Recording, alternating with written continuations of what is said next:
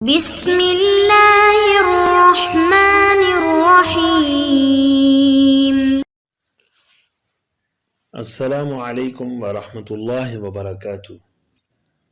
عزیز طلباء اکرام، اس ویڈیو میں آپ کے سامنے عامہ پارہ کا سبق نمبر 54 پیش کیا جا رہا ہے، جس میں سورۃ البلد کی آیت نمبر 8 سے لے کر آیت نمبر 20 یعنی اختتام سورت تک بیان کی جائیں گی۔ اعوذ باللہ من الشیطان الرجیم، بسم اللہ الرحمن الرحیم۔ ألم نجعل له عينين ولسانا وشفتين وهديناه النجدين فلاقتحم العقبة وما أدراك ما العقبة فك رقبة أو إطعام في يوم ذي مسغبة يتيما ذا مقربة أو مسكينا ذا متربة ثم كان من الذين آمنوا وتواصوا بالصبر وتواصوا بالمرحمة أولئك أصحاب الميمنة والذين كفروا بآياتنا هم أصحاب المشأمة عليهم نار مؤصدة۔ اس کے بعد امر اول یعنی ترجمہ سن لیجیے گا۔ ألم نجعل له عينين ولسانا وشفتين، کیا ہم نے اس کو دو آنکھیں اور زبان اور دو ہونٹ نہیں دیے؟ وَهَدَيْنَاهُ النَّجْدَيْنِ، اور ہم نے اس کو دو راستے بتلائے۔ فَلَاقْتَحَمَ الْعَقَبَةَ، پھر وہ گھاٹی میں داخل کیوں نہیں ہوا؟ وَمَا أَدْرَاكَ مَا الْعَقَبَةُ، اور آپ کو کیا معلوم گھاٹی کیا ہے؟ فَكُّ رَقَبَةٍ، وہ کسی کی گردن چھڑانا ہے۔ أَوْ إِطْعَامٌ فِي يَوْمٍ ذِي مَسْغَبَةٍ، یا فاقہ کے دن کھانا کھلانا ہے۔ یتیماً ذا مقربہ، قریبی رشتہ دار یتیم کو۔ او مسکیناً ذا متربہ، یا خاک نشین محتاج کو۔ ثم كان من الذين آمنوا وتواصوا بالصبر وتواصوا بالمرحمة، پھر وہ ان لوگوں میں شامل نہیں ہوا جو ایمان لائے اور ایک دوسرے کو صبر کی تاکید کی اور ایک دوسرے کو رحم کی تاکید کی۔ اولئک اصحاب المیمنہ،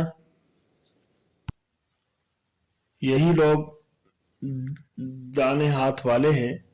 والذین کفروا بآیاتنا هم اصحاب المشأمہ، اور جن لوگوں نے ہماری آیتوں کا انکار کیا وہ بائیں ہاتھ والے ہیں۔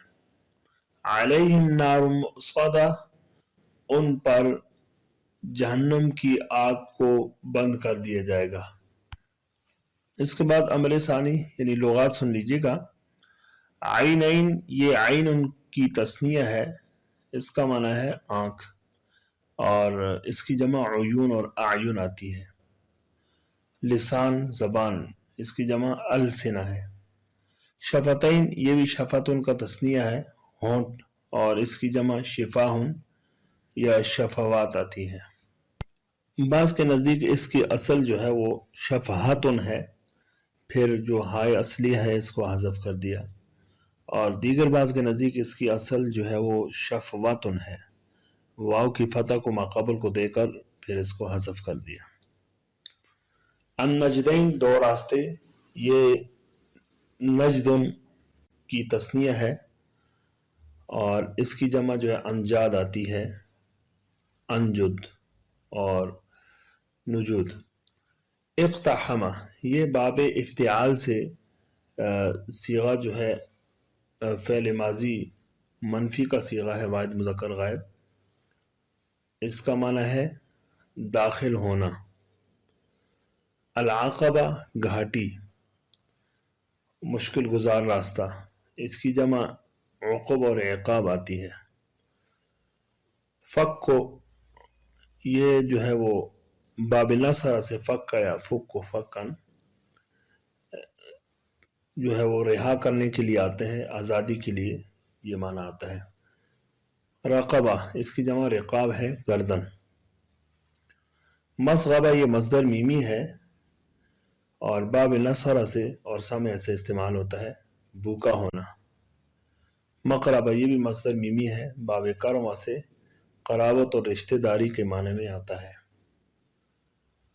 مطربہ یہ بھی مصدر میمی ہے، باب سمع سے ہے، مٹی لگ جانا یا محتاج ہونا۔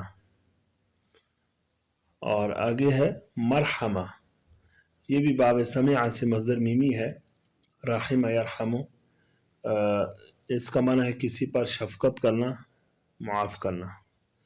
میمنہ یہ اسم ہے، اس کی جمع میامن، اس کا معنی ہے دائیں جانب۔ مشأمہ بائیں جانب، اور مؤصدہ یہ باب فعال سے صیغہ اسم مفعول واحد مؤنث ہے، آصد یوسد ایصادا، اس کا معنی ہے بند کرنا۔ عزیز طلبہ، اس کے بعد امر ثالث سن لیجیے گا ان آیات کی تفسیر۔ الم نجعل له عینین ولسانا وشفتین وہدیناہ النجدین۔ ان آیات سے پہلے اللہ تعالیٰ نے انسان پر جو ہے وہ غم اور مشقتوں کا ذکر کیا تھا کہ اس پر غم آتے ہیں اور مشقتیں آتی ہیں، تکالیف آتی ہیں، اور اس سے مقصود یہ ہے کہ وہ غور و فکر کرے اور اللہ کی طرف رجوع کرے۔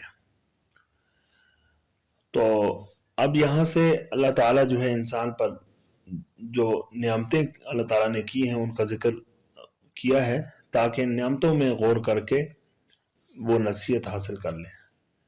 اس لیے کہ دو چیزوں سے انسان متاثر ہوتا ہے، ایک جو ہے وہ رنج و غم سے، اور دوسرا انعامات اور احسانات سے۔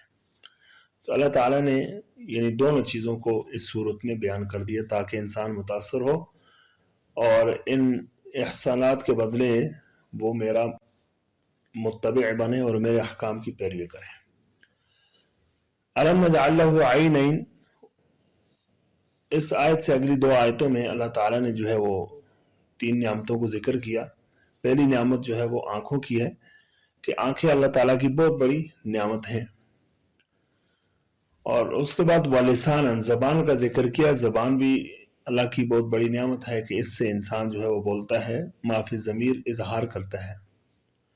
وشفتین، اور دو ہونٹ دیے، ہونٹ بھی جو ہے وہ بولنے میں مددگار ہیں اور اسی طرح جو ہے وہ انسان کی خوبصورتی کا بھی جو ہے سبب ہے، اور کھانے پینے میں بھی ہونٹوں سے مدد لی جاتی ہے۔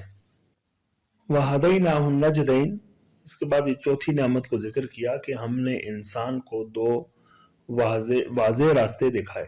نجد کہتے ہیں واضح راستے اور کھلے ہوئے راستے کو۔ تو نجدین سے مراد یہاں پر جو ہے وہ خیر اور شر کے دو راستے ہیں۔ خیر کا راستہ یعنی ہدایت والا راستہ کہ جس سے انسان جو ہے وہ ہدایت کے راستے پر چل کر اعمال صالحہ کر کے جو ہے وہ جنت میں پہنچتا ہے، اور دوسرا جو ہے وہ شر اور برائی کا راستہ ہے کہ انسان اس راستے کو اختیار کر کے جہنم میں داخل ہونے کا وہ مستحق ٹھہرتا ہے۔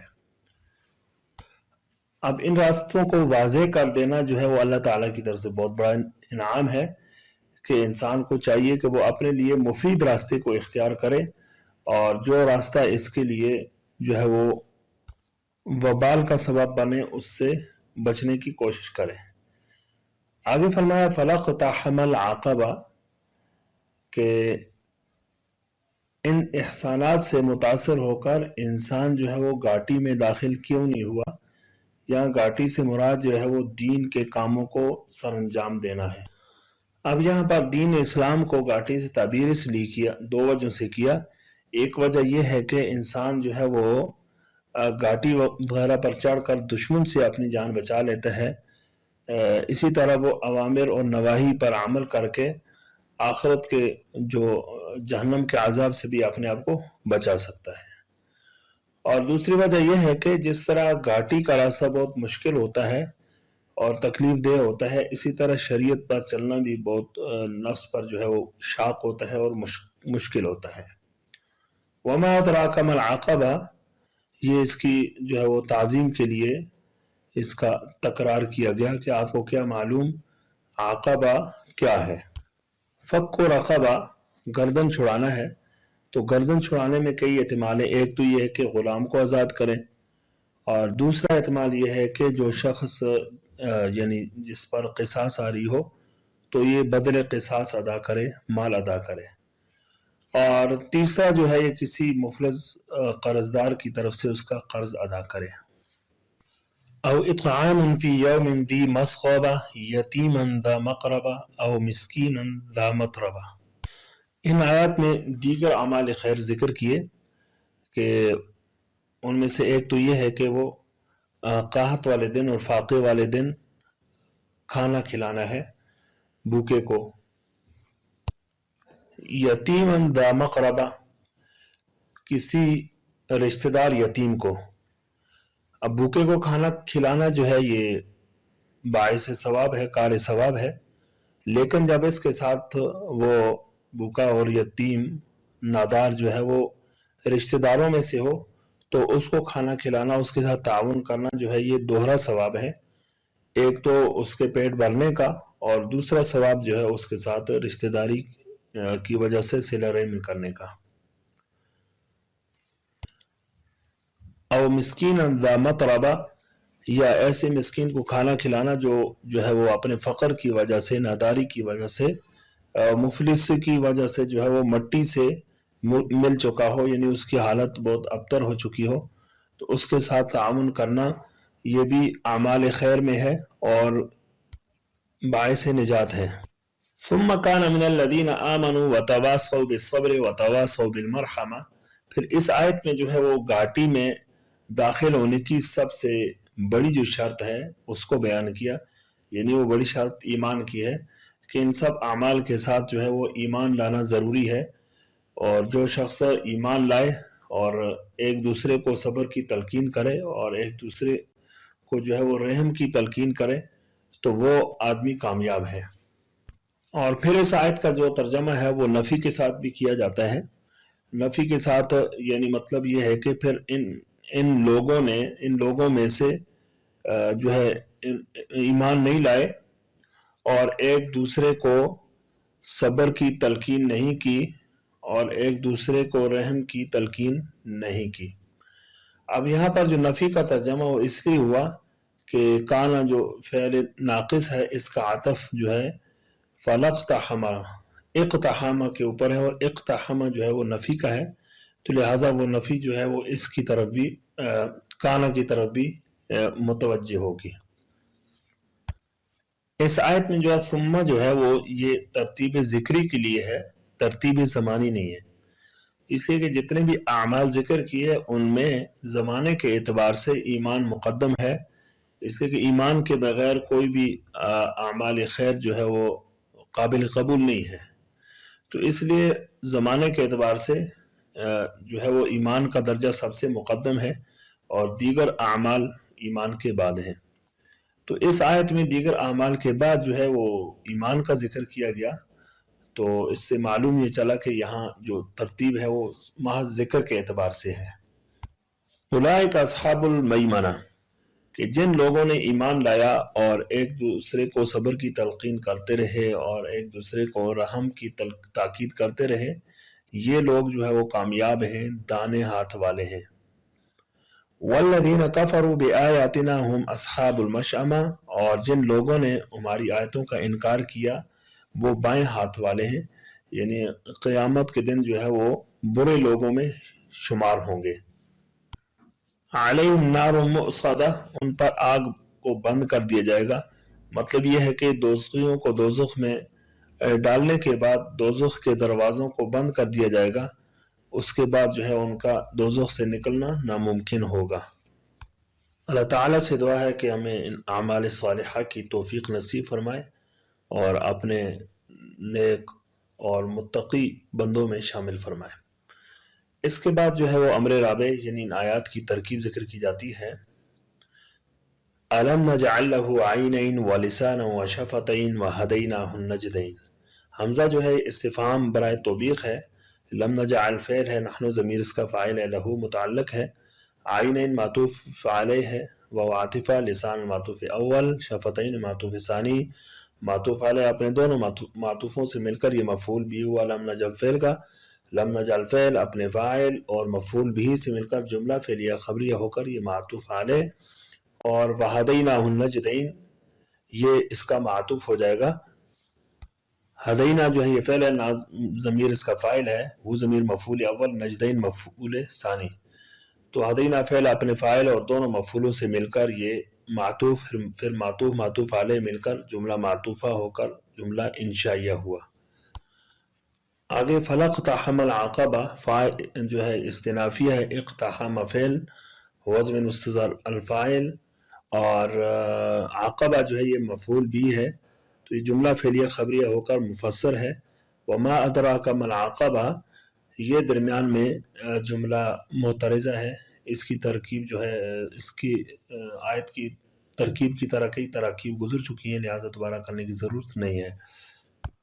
فک رقبۃ او اطعام فی یوم ذی مسغبہ یتیما ذا مقربہ او مسکینا ذا متربہ۔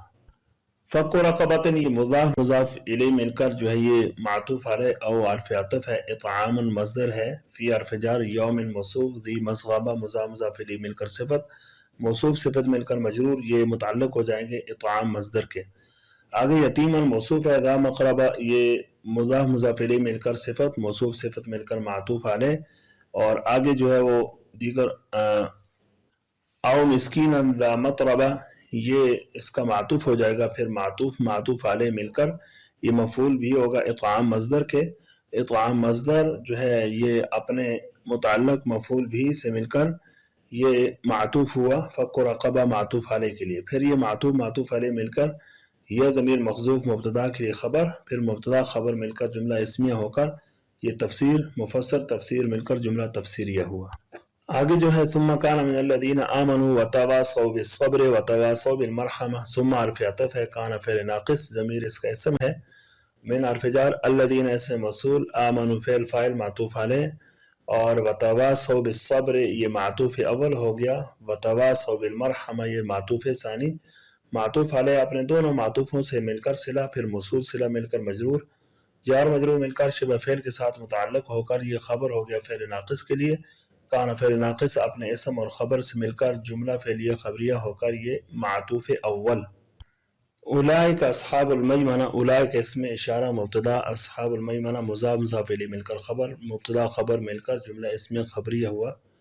پھر آگے والذین کفروا بآیاتنا هم اصحاب المشأمہ علیہم نار مؤصدہ، یہ واو عاطفہ ہے، الذین اسم موصول ہے، اور کفروا بآیاتنا یہ فعل ہے فاعل، اور اپنے متعلق سے مل کر یہ صلہ، پھر موصول صلہ مل کر مبتدا، ہم ضمیر جو ہے یہ پھر مبتدا، اور اصحاب المشأمہ مضاف مضاف الیہ مل کر خبر، مبتدا خبر جو ہے مل کر یا تو مبدل من ہو جائے گا، اور یا یہ پہلے مبتدا کے لیے خبر اول، علیہم یہ خبر مقدم ہے، نار مؤصدہ مبتدا مؤخر، پھر مبتدا مؤخر خبر مقدم مل کر یہ بدل بن جائے گا یا خبر ثانی، پھر مبتدا اپنی دونوں خبروں سے مل کر جو ہے یہ جملہ اسمیہ خبریہ ہو کر یہ معطوف ہوا، معطوف معطوف علیہ مل کر جملہ معطوفہ ہوا۔